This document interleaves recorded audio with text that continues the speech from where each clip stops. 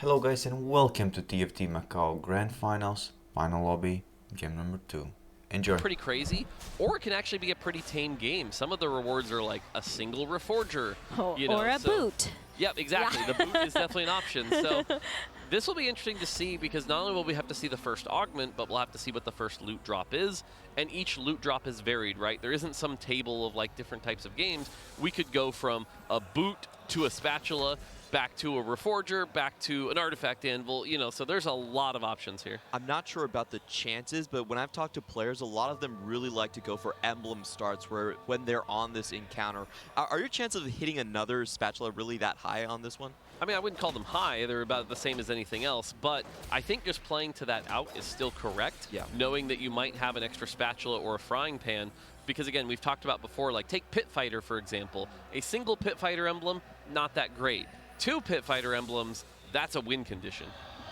I think the prio you have on certain comps has to change in this encounter because you have to have comps that are open to all the different varied possibilities you get as extra loot in terms of spatulas, +1 emblems, artifacts. There are certain comps that you get a certain drop and you're like, I can't use this. I'm suddenly down a big loot that I can't make use of, really. Chem Baron is one of the big comps here, and right away, Saideda's onto that. I was getting excited looking at it because I was like, wow, an early Rennie? Ooh, boy. Yeah, Chem Baron, I actually do like Chem Baron on this portal. This is a portal where you can wait, let those rewards come in, and then spike later. And because everybody's getting those rewards, you're not necessarily, okay, it's a Prismatic.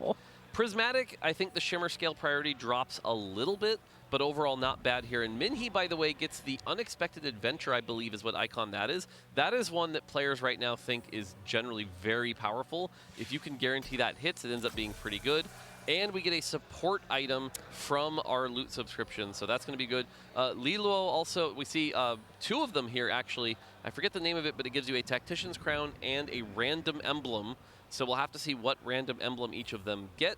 Title also going with the Wandering Trainer, so that's leaving some pretty big variance there to see what he gets. We also see some Lucky Gloves. Lucky Gloves, very powerful. Looking at these augments, the Lucky Gloves are going to be kind of your favorites to win streak, especially if you had a glove to start with here. Title does get Family. This is big. Family is really good early and gives you the option of a possible 5 family later. If the next augment gives him that family emblem, that could be an easy way to run away with this game. And when you have 5 family, you do have Heist into the top side, which does give you extra loot. A lot of the times the 10, which is the most common one, gives you 50% chance for another spatula. Yeah. We did see yesterday in the top 16 to qualify actually into this main stage on day 3. Itazor played a family game, found a family emblem onto Mel, which was very, very strong with a mana reduction. So we might see that happen later in the game. Yeah, on the other side, by the way, we get to see some of the emblems that appeared here. One was Dominator, the other was Academy. So again, that's going to kind of push their line into a specific spot here. But yeah, Title was able to win that fight. And so now again, I'm looking at that 3-2 augment sort of going, where are we going from here? There's a chance for Rennie for Liluo's board here on 2-2. This is always a tough spot. I think upgrading a 3-star, a 3 cost, always makes it so difficult because your econ is going to be in the gutter for the rest of the game. Yeah, the fact that he hit it is insane, though. That's a lot of value here. You can definitely win streak that to at least turn it around, but the fact that he already lost the first game, that hurts a bit. So pretty awkward here. Hopefully, at this point, you're kind of hoping the next loot subscription is going to give you extra gold so that you can kind of turn that economy back around because, like you said, otherwise it's going to be really awkward for a bit. It is a big investment coming in. And taking a look at the lobby, there are 4 players now with additional emblems. So talking about the loot subscription and the potential winouts, everyone has the same thing in mind. Yeah, for example, if the next one is a spatula, our family player, right? That's an easy 5 family. We talked about the Dominator player. That one's a little harder to go up with. But yeah, actually, not a lot of other big spatula outs here from what I'm seeing. There's also a Rebel player, I believe, from Jeduso. Yeah. So a lot of possible conditions to be seen here. Yeah, Rebel definitely an option. Getting a look at this board. So we can see the Rebel board here has the Rebel emblem. Now, yeah, at this point, because you took the Rebel emblem from your augment, it's pretty hard to get that second Rebel emblem. The one game I've seen at this tournament, we ran into a situation where they did have the Wandering Trainer in the emblem, but were unable to find the Jinx and ended up going 6th, which was a pretty disappointing end to that condition. But at least you have the early, 3 Rebel for now, can be 5 Rebel later. right now. I'm kind of missing the Vex, hilariously enough, and so you need to find that pretty quick so you can get to that 5 Rebel. It does become a risky game plan because you have to go 10 to fit everything on the board. So you do have to really be mindful of your econ, of trying to pump levels while also not rolling and finding a Jinx naturally, for example. So there's always that mix between trying to pump levels and still re-rolling and find the right units. Taking a look at some of the other emblems coming out, it's going to be Xiaoqi with the Academy emblem. He currently doesn't have any Academy units on board, so not going to be making use of the tempo provided from sponsor items, at least for now. One of the things I love about Academy Emblem is that it itself counts as a sponsored item. Oh, I didn't know that. Yeah, Wow. it does. So you get the extra benefit just from equipping that, and you can still have what feels like a 3 sponsored item character. So kind of provides a lot of power in that regard. A bit of tech coming out. Rebel being denied here. Jerusa doesn't get that. Yeah, Tidal getting the sword here. Again, the Lucky Gloves players likely fighting over the gloves. It was Liluo who actually takes the gloves, so the Lucky Gloves players don't get that, unfortunately. Hopefully he's win streaking with his Rennie 3 there, has the support item, so. And taking a look at Minhee's board, that's actually a pretty good combo for the Exalted Adventure there. I'm not sure if that's exactly the 3-2 cost he had, but we saw that, oh, it is. So No, I was going to explain. Okay. It's Camille, Renata, and Akali. Camille, Renata, Akali. That's a tough one. That's hard. The Camille at least is going to be relatively uncontested, so you should be able to get that. The Renata and the Akali we have so many Rebel players, that one's going to be a little trickier. And that's the one he has the biggest lead on. Now remember, this augment now gives a lesser duplicator at the start of the stage to at least help you out. But it's going to have to hit that Renata pretty quick. And that would be an interesting spot where this would be the second game in a row now where he's tried to 3-star that Renata. Last game it didn't work out too well. Obviously this game it's a very different beast. We're not playing that Renata reroll comp instead of playing something else. But honestly I feel like Camille would kind of be the thing you'd want to lean into. But again, we've seen Camille generally across the not be played, with the exception of the title game where he played that really well. So Camille, Renata, the 2 most likely ones he needs to 3 stars. Those trait webs do seem quite far apart. Yeah. There's the Enforcer, I guess, with Loris if you go for the Sentinel route, but even then it is a little bit tricky. We have seen with this augment specifically, some players have just kept the 3-star on the bench and really only use it for the loots. You're not forced to play them on your board to get the results from it. Yeah, and I actually think that's generally correct. That's why I'm like, if anything, maybe you just lean into the Camille a little bit, maybe play that Ambusher line, and it should be a little bit extra powerful based on the loot that you got. The question is just how fast do you get there, because until you get there, you are down a Prismatic. And this is a very risky augment.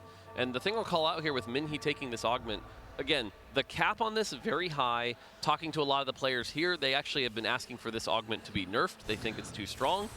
But it is still a high-risk augment. If it doesn't pay off, Minhee could go, back-to-back 8s, which would be not what you want to see and almost take him out of the competition. It would be really hard unless we get into one of those alternative situations like Vegas where we have a lot of games to play. We could go maximum of 8 just for everybody watching. Meng Chengyu, I believe he does have the 4 Conqueror start that Mortdog loves, and 37 stacks already, full win streak on stage 2. This is probably one of the best Conqueror starts. I love it. I love it. Especially with Lucky Gloves, I think there's lots of Randuins. great TG users in the Conqueror comp, with Form Swapper especially, with Embessa later on as well.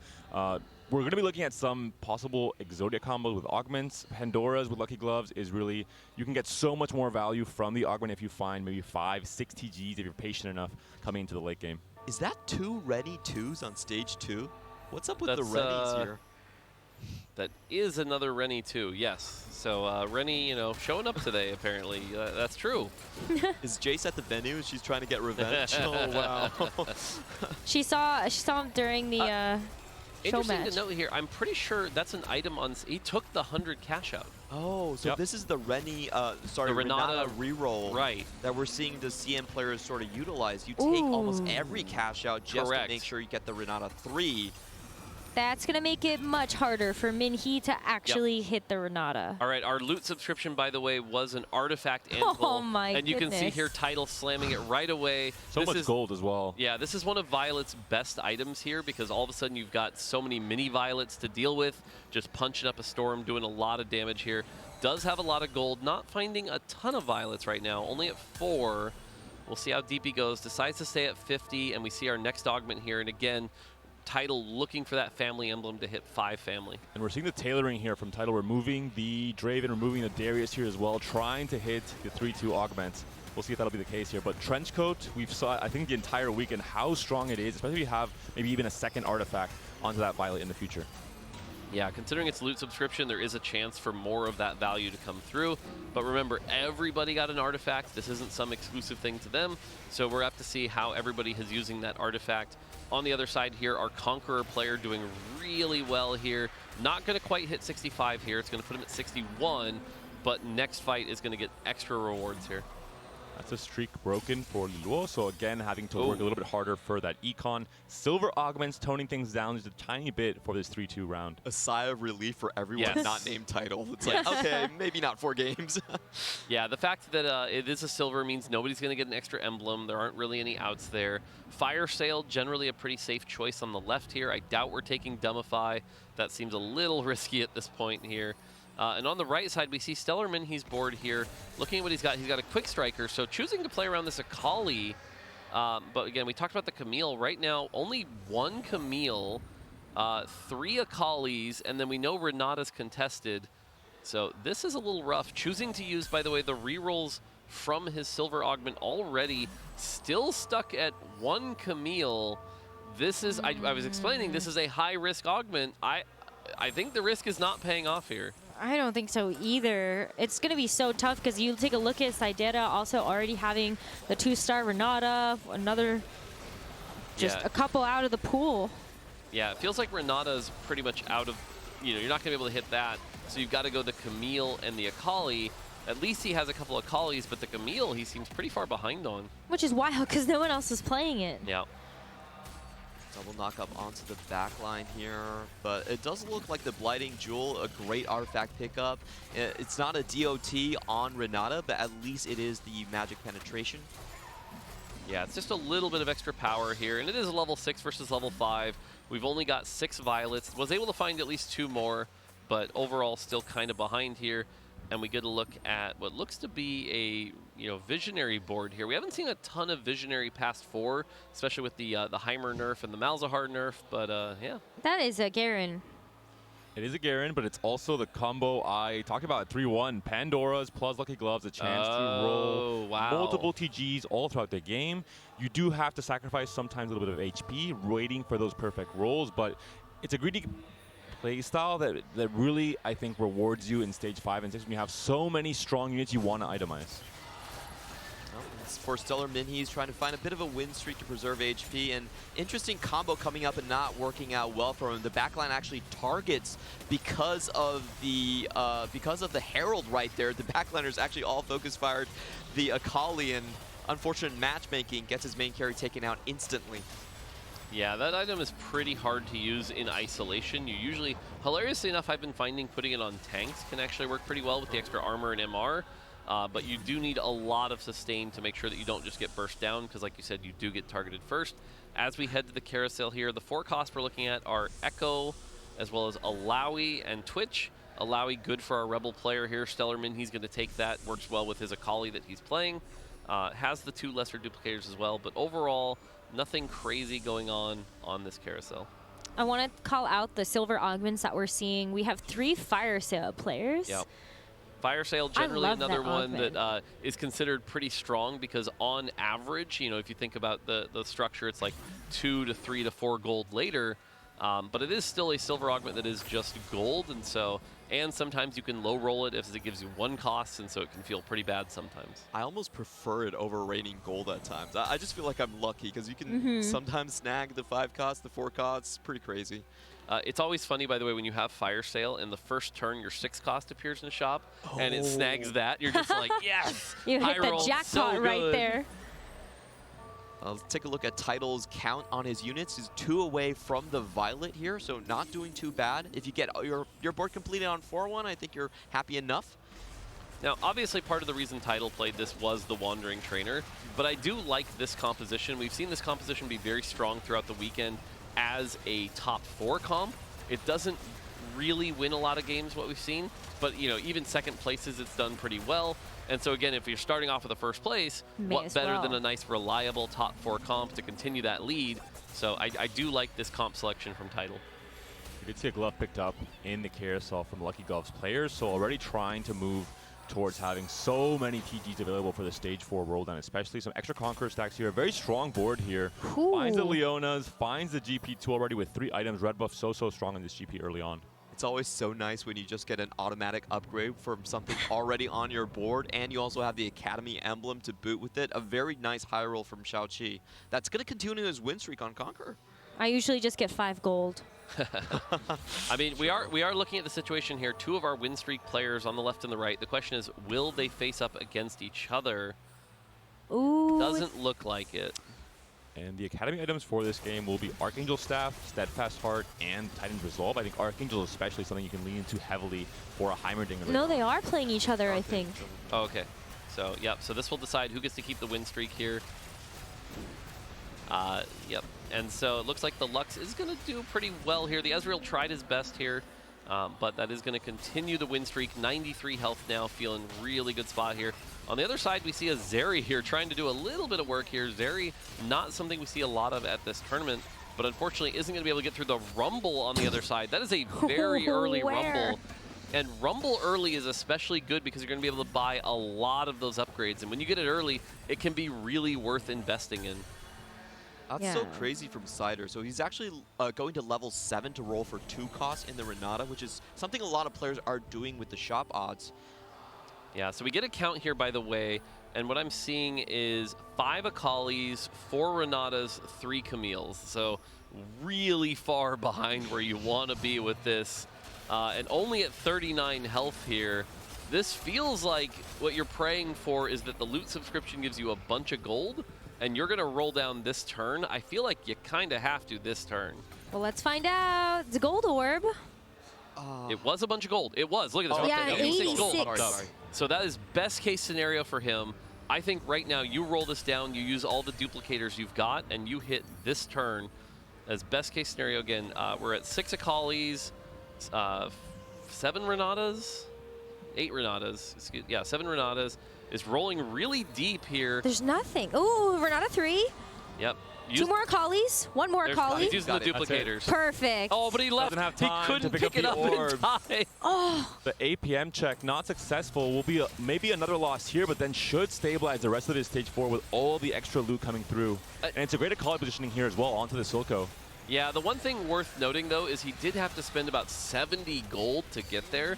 And remember, everybody got the same thing from loot subscription, so that gold boost went to everybody. So yes, he did hit and get stronger, but so did everybody else. He's going to take some damage here, probably dropping to sub 30 health here, 27. And so now we'll get a chance to see what the rewards were from those orbs. We see a full item anvil. Take invested. Make it back up. That invested feels so bad. Yeah, I feel like Flurry of Blows might be a better choice here. Calculated Enhancement can be okay. Feels like you need combat here. Max Cap this late, I'm probably not taking that. Piercing Lotus is probably the choice here, yeah. Gets a support item and 2 full items. So again, a lot of combat power here, but you know, he has a Renata 3 on the bench that doesn't really fit the comp. Grabs a Zerat portal here, and now we're in a situation where our carry is Akali, which I don't know. I'm not thrilled at where we're at right now. Akali got nerfed too, didn't she? Akali 3 got a bit of a small nerf. The other units around all got buffed, so like, you know, Ambessa got buffed, Twisted Fate got buffed, and does have good items here.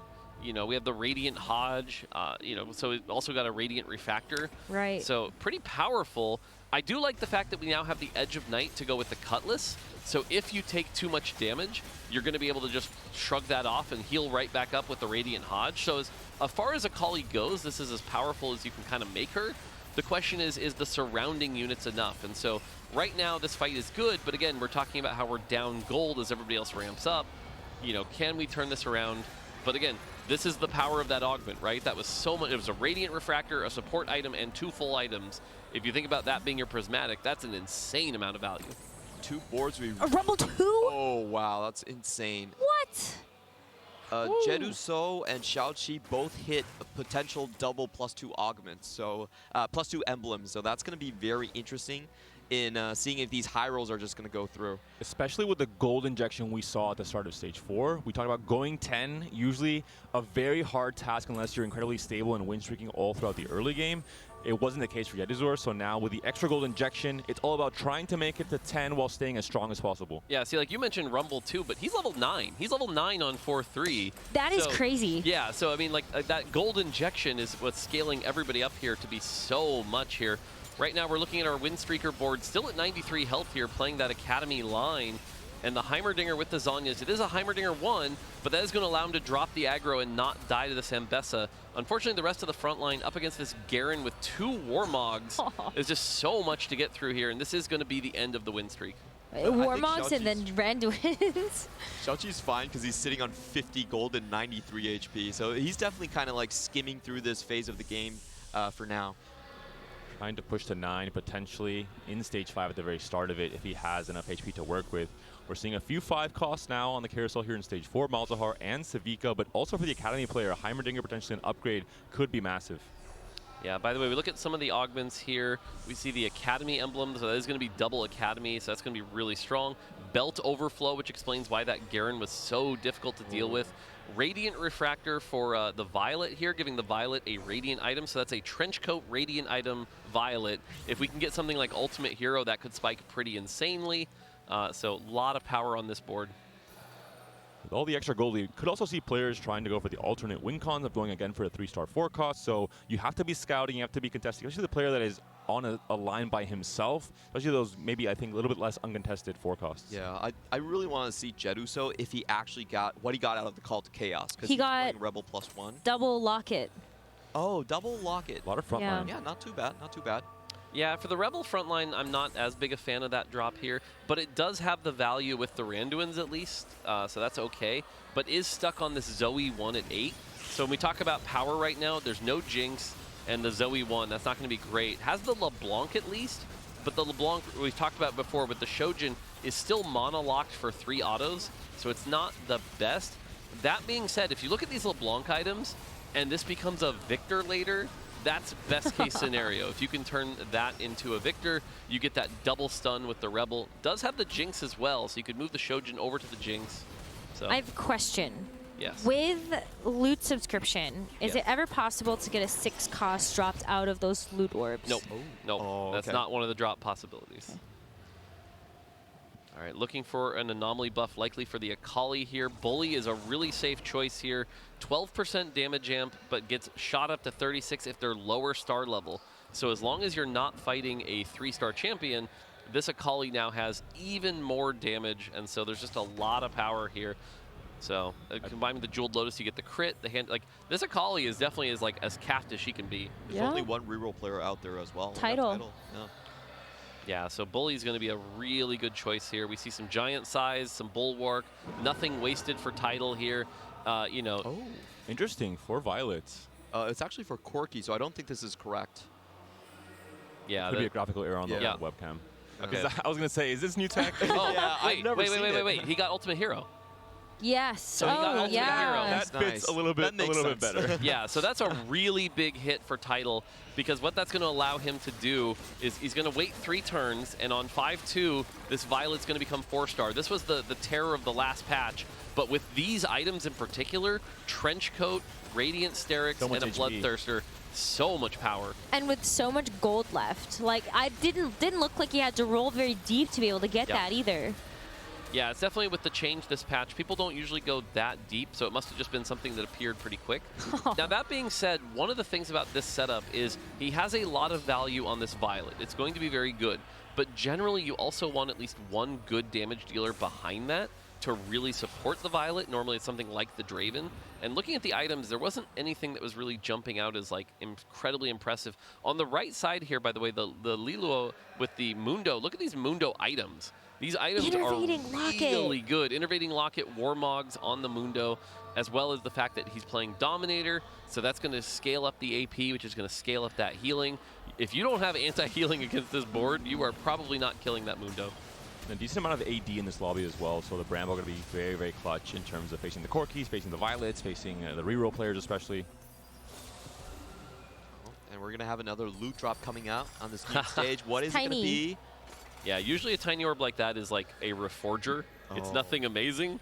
So I don't think that's going to be something that swings anything too wildly here. But yeah, we see some of the board getting capped here. The Academy board on the left side here, really looking for that Heimer. That's the thing he's struggling to find, though. Heimer actually pretty contested this lobby, which, again, tournament meta coming into the day was not what people thought was going to happen. Isn't able to find it, though, and so now we end up with a 6 Sentinel, 4 Academy, but only a Heimer 1. Holding Corkies as well on 5 right now could be an alternate path to victory if no one else in this lobby is playing Corki as a 4-cross carry. And I believe this is Nothing Wasted Corki, which was actually kind of, a lot of players were raving about this in the Emissary comp. One of the underlooked options in the line. Oh, I mean, it's just casting so much. Even with the double Archangels, Heimerdinger just not able to get through the rest of that back line. The big thing with that Heimerdinger is the fact that you have the Zanya, so if you ever get into trouble, you can sort of drop aggro and stay alive, and that's going to scale you back up. One worry, Tidal just had a pretty big loss now on 12 HP because he's essentially kind of down an anomaly with the Ultimate Hero waiting to happen. So that is the downside of picking Ultimate Hero now after the changes. We will see if Tidal, after his dominant win, can now come back and clutch up and have a comeback story come through. It's going to be tough because Sidera just hit level 10. Yep, level 10, Malzahar 2 here. All that extra gold from loot subscription just really capped out everyone's boards really well. And so this is also where I'd be worried about Stellar Minhee, for example, now that everyone's starting to get really capped. Tidal right now, we get a look at his board here. The Ultimate Hero has procced, Violet's there. But again, I talked about that backup damage, and his backup damage right now is a Ginsu's Shiv Draven. Violet has already been procced open here. That's really scary. Does have the Sterix, though. The Sterix is going to give a lot of value. And you can see the Radiant Sterix doing a ton of work there. The way it interacts there is just giving so much health to those clones here. So at least now that Ultimate Hero procced, I feel like that's going to allow him to stabilize for a bit. If he can get to the carousel, get a third item for that Draven, that should help. And sure enough, like I called, Stellar Minhee now starting to struggle that everybody else is reaching these really high caps. Did you see how quickly that Mundo regained all of its HP as well? It was at half, and then all of a sudden, it was completely full HP again. Yeah, so now look at this health, by the way. From 2nd place all the way down to 8th place, 29 to 11. This is one of those lobbies where you are praying you don't just get the wrong matchup, because one bad matchup here can knock you out, especially for our bottom 3 players. You know, a 14 health deficit it can kill you at this stage. It's tough, but it can. And so there's just so much power on the board here between the artifacts, the support items, the extra gold. These are some of the most capped boards you're going to see, as well as 2 prismatic augments. Oh, this is an Mbessa 2 giant-sized on the other side, but I'm patiently waiting to see if Tidal can beat this Sidera board. Level 10 versus the family board. If the Violet splits into the back, then it could be huge, but already she's being targeted. Still, all the frontliners are now down, and Violet is able to ransack onto the Malzahar, onto the Heimerdinger. Another easy win for Tidal, and could be an elimination for Sidera, for the Brazilian player. That's 2 bottom 4 finishes for Sidera, and one of the reasons that this build is so strong is you actually do see the aggro drop when it comes out from the trenchcoat, allowing him to walk directly into the back line. Yeah, that aggro drop really, really powerful. And again, the way the Radiant Sterix is interacting with the trenchcoat clones, giving just so much extra health. That Ultimate Hero finally proccing here. The 3-turn nerf did hurt. We lost some health for that, but not enough. And now we're in that really capped state here. And so, yeah, Sidera unfortunately gets knocked out here. Stellar Minhee down to his last life. And this matchup is going to decide a lot here. And that is, again, a lot of our America and EMEA players kind of struggling right now in this lobby. Look at the BM. Yeduzor knows that Xiaoqi is waiting for that Corki 3. Potentially, we saw Minhee also holding one. So players are scouting and making sure that no one gets a sneaky free win in this game, too. Yeah, I do like that heads-up scouting to try to prevent that here. On the left side, we see Stellar Minhee again with that amazing Akali, but you look at the rest of this board, right? You have a Renata that really has no business on this board. You've got an okay front line, some quick strikers doing some work here, rolling, finds the Loris too, but I don't think that really changes too much here. And it's tough because Minhee's at level 8 while everyone else has hit level 9 at this point. You have so many upgrades. And you could also still run into Tidal, which is a huge world of hurt. But it looks like it's going to be Xiaoqi on the other side for Minhee. Yeah, and you can see, by the way, there is a red buff Victor on the other side here. That stun is going to be really deadly. Is not going to be able to kill the Victor before the stun. At least we had the Quicksilver to try to drop some of that aggro. But right now the Victor kind of getting untouched here, providing that Shred and Sunder. Akali does take it out here. Twisted Fate doing okay. Heimer with the Zhonya's proc here. But the Renata should actually... Oh, no. It's gonna, and that's the problem. The Heimerdinger with the Zhonya's is enough. And Stellar Minhee goes out in 7th place here. So that's an 8th and a 7th. Really just not what you're hoping for. Looked like Title Shop had a Savika 2 there, so another big upgrade for a player who already dominated game 1. Sorry, I was reacting and I heard the crowd with me because of how close that fight really was. He did a last-second swap for the Akali, and unfortunately it was probably not the correct decision. Didn't go on to the Heimer for the early proc right there. And that means it's 3 points for Minhee, which is, it's a long way to 20, let's just put it that way. Yeah, for sure here. And yeah, like you mentioned, we have the Savika 2 now, so just getting another extra carry here with that Thieves Gloves. We're going to watch the left side fight. The Violet 4, just so powerful to deal with that combination of items. The Victor stun does go off here, but Violet still at full health. Plenty of time here. We're going to see the trench coat split. Onto the Draven, though. And now the Violet, those Radiant Sterics are starting to proc. Heimerdinger gets the Zhonya's, though, so this is sort of that counterplay. The Violet still does lose. Perfect. Title is still alive, though. It's a 1-unit loss that is not going to kill him. Title stays in it, and again, the power of that Zhonya's preventing the kill, dropping the aggro, letting the Heimer continue to ramp up with those missiles, and barely wins the fight. And I do want to say, a lot of times it does come down to the positioning. When you're playing this setup, you actually want the Violet to pop early. That increases your DPS massively, and you know, the damage is coming on from the left side. We saw a very late Violet pop. After she did that, much easier focus going through. Ideally, you would have liked to have the full left side swap instead, so when the pop does happen, she's immediately onto the backline, pops the Zhonya early, and gets onto all the backliners. All right, by the way, another loot subscription coming out here. It is a gold orb here. That is a lot of gold. Yep, so we do see some units here. Title finds a Warwick, is going to pop his anvil here. The question is, will he play the Warwick? You know, pretty hard to fit in, but you know, when you have that 6 cost, you generally want to consider it here. Could put the Warmogs there. I do think a 3rd item for Draven is going to be pretty key here. On the right side, no major upgrade, but we do have that Victor in place, and that Ambessa looking really good. The Garen with that belt overflow sharing so much health to the Ambessa here. And so again, we see another fight here. Will Title stay alive up against the Silco board? It's the Lilo board, and one of these players is going to get knocked out. Yeah, both at 1 health. It's very, very close here. Again, the Violet has already been procced, split in half. The Draven, though, did get a Deathblade. That's going to be a nice upgrade. Wow. The Radiant Sterix proc here, it's looking pretty good for the Violet. Is going to kill most of the carries, got in the back line, and it looks like Lilo is going to get knocked out here. Title stays alive and knocks out champion versus champion fight, but yeah, it should be a top 4 here. Looks like we're in our top 4 now, so Title does squeeze out a top 4. You can see the difference there. Violet pops, and 10 seconds in, Silco's down. It's just about cleaning up the frontliners, a slow fight to end it off, but a guaranteed win there for Title yet again. So we talked about it. He survived on so little HP, waiting for Ultimate Hero to come through. Once it did, if he's on the right side, he will be dominating most of these fights. So I'm trying to get a good look at the scoreboard here. We're down to 2. Whoa. Oh. We're down to 2. So Title gets a top 2 out of that win. That was really big here. So shows how close the lobby was. Here we are in our final 2. You know, up against a win streaker here, so I don't imagine Title's the favorite here.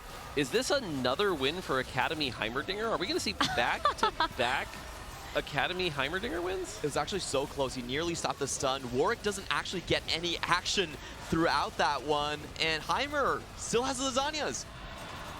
I think Title is eliminated with that one. Nothing can stop this Shao-Chi board. And